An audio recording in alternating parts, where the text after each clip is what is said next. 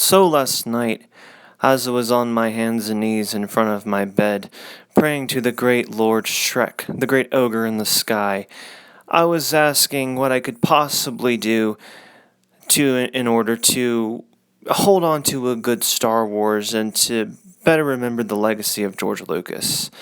Lo and behold, a notification came up on my phone for Geeks and Gamers, a video that was released talking about how good Jaina Solo was compared to Rey in the sequel trilogy of Star Wars. All of a sudden I knew that Shrek had answered my prayers. The great big green ogre in the sky had opened the complicated onion of life and given me a peel of knowledge and wisdom. So I have decided that I opened up my closet and blew off the dust of my ancient text that I would call the Bible of Star Wars. Over 1,000 pages detailing great legends, or formerly EU and true Star Wars Lucas canon characters, as well as armor and weapons and vehicles.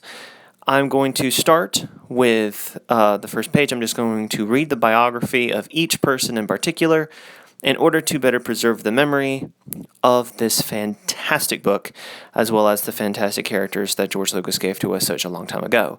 So I'm going to go ahead and say it up front on my very first video. I am not writing the script for this.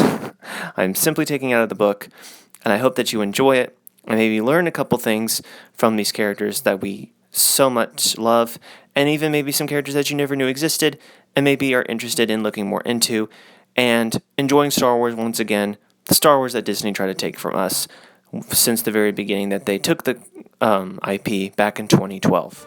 So, let us begin. First of all, he is a Mon Calamari species, and he also comes from the homeworld of Mon Calamari. The tide will slacken, the whirlpool will shrink, the Krakana will cower.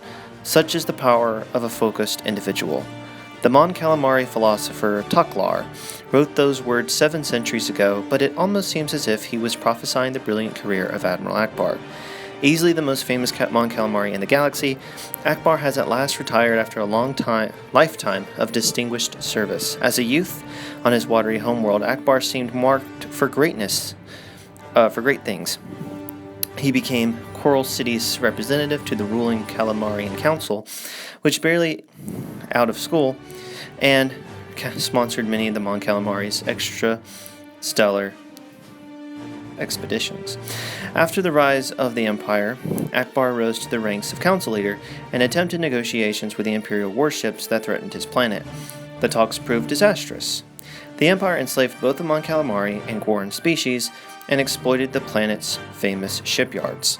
Ackbar then planted the seeds of a resistance movement, which temporarily drove the Empire off-world.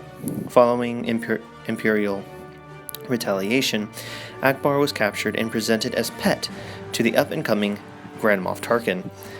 As Tarkin's slave, Ackbar made certain to cultivate an image of placidity, while he accumulated Imperial military secrets for later use. He learned of the Death Star project while it was still in the development phase.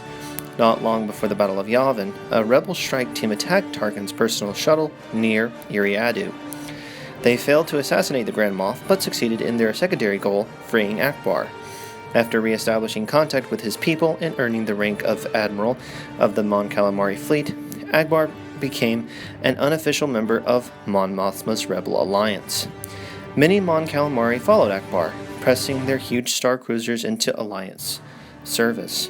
Ackbar's inside knowledge of Imperial tactics proved crucial to such early victories as the Battle of Turkana. After the destruction of the first Death Star, Ackbar and the Calamarian Council survived a harrowing Imperial hunt on the planet Deluge, and the Council agreed to formally support the Alliance. Ackbar aided in the evacuation of Yavin and later oversaw Project Shantipole, and the Verpine experiment that gave the Rebel Alliance the B-Wing starfighter. Impressed and smarting from General Bel Iblis's resignation, Mon Mothma made Ackbar a full Alliance Admiral and put him in charge of all Rebel military forces. Admiral Ackbar won his greatest victory at Endor, where he defeated Admiral Pyatt and routed the best elements of the military imperial fleet. Pressing the advantage, Ackbar spent the next few years paring down imperial space and eliminating warlord kingdoms. At the Battle of Kashyyyk, Ackbar eliminated Grand Admiral Sin in a one-on-one test of tactics. Ackbar directed the naval battle that freed Coruscant from imperial rule.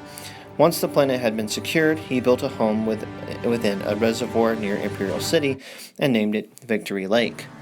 During the campaign against warlord Zinj, Ackbar nearly died at the hands of his own aide, thanks to Zinj's secret brainwashing of key New Republic personnel. Despite a political smear campaign orchestrated by Borsk Felia, Ackbar played a key role in the defeat of Thrawn at Bilbringi and Admiral Krenel at Seutrik. Over the next 2 years, however, Ackbar tasted personal tragedy. The resurrected emperor drove Ackbar from Victory Lake during his reconquest of Coruscant, then focused his malevolence on Mon Calamari. The water world suffered grievous wounds from Palpatine's world devastators. Thousands of Mon Calamari died, and Ackbar blamed himself. The following year, another brainwashed aide betrayed Ackbar, causing the Admiral's personal B-Wing to crash into the Cathedral of Winds on Vortex. Shamed by the lives he had accidentally snuffed out, Ackbar went into self-imposed exile on war-ravaged Mon Calamari, hoping to restore his people and achieve his personal redemption. Leia Organa Solo convinced him of his responsibilities to the greater galaxy, and Ackbar reclaimed his New Republic rank just in time to defeat Admiral Dala. During the Black Fleet crisis, Admiral Ackbar befriended a Pawnee refugee named Plat Malar, and helped turn the tide of the public opinion against the genocidal Yevitha. Ackbar successfully ended the Corellian insurrection by smashing the fleet of the Sicorian Triad in the Battle of Centerpoint Station, and commanded the New Republic Superstar Destroyer Guardian in a series of skirmishes against Admiral Pelion, including the Battle of Kampala and the Battle of Anks Minor. In the latter climactic conflict, Ackbar scored a last-minute victory by focusing a hail of concentrated fire on the engines of the Imperial vessel Glory of Yevitha. The ship exploded, igniting its volatile antimatter reservoir and annihilating 6 nearby Star Destroyers. In light of its latest defeat, the Empire was forced to sue for peace. For years following the New Republic Imperial Treaty, Ackbar lived a quiet life, lending his voice to policy and writing his memoirs at Victory Lake. 19 years after Endor, he stepped back into an active role to defeat the forces of the Second Imperium when they threatened the Jedi Academy on Yavin 4. When Borsk Felia was elected New Republic Chief of State, a disappointed Ackbar chose to leave public service altogether. He retired to a small home in Mon Calamari's Sea Tree Forest. Now that the Yuuzhan Vong have invaded the galaxy, however, it appears the New Republic is in more need of Ackbar's skills than ever. And there you have it. That is the biography of Admiral Ackbar, the Mon Calamari, who is very famous in regards to the original Star Wars trilogy. The next time I make a video, if this video is liked by a good enough number of people, we will go on to Padme Nibiri Amidala, where her death is very well known among Star Wars fans, but it's very interesting knowing her life as a child before the prequel trilogy started. It gives her a lot more depth of character, and does show you that Lucas knew what he was doing in regards to the prequel trilogy, even though he didn't execute it quite as well. Compared to the sequel trilogy, it's a lot better. And as you can see, definitely in regards to after the Return of the Jedi, Ackbar and himself, just him alone, such a minor character, had a far more interesting background and foreground in regards to what was going to happen to him later on within till the Yuuzhan Vong conflict, which is one of my favorite and one of my most interesting periods of Star Wars galactic history, which is sad to see that ever was touched on. Anyways, tell me what you guys thought of this. If you like it enough, I will continue. I'd love to do this. I love spreading the word of George Lucas and how great he was, and how he approved of these fantastic stories and put them in his canon. I think they should be shared and talked about a lot more in regards to the EU. So let me know, and I'll talk to you all later on. Well, I was going into Tarshian Station to pick up some power converters. You can waste time with your friends when your chores are done. Come on. Well, I was going into Tarshian Station to pick up some power converters.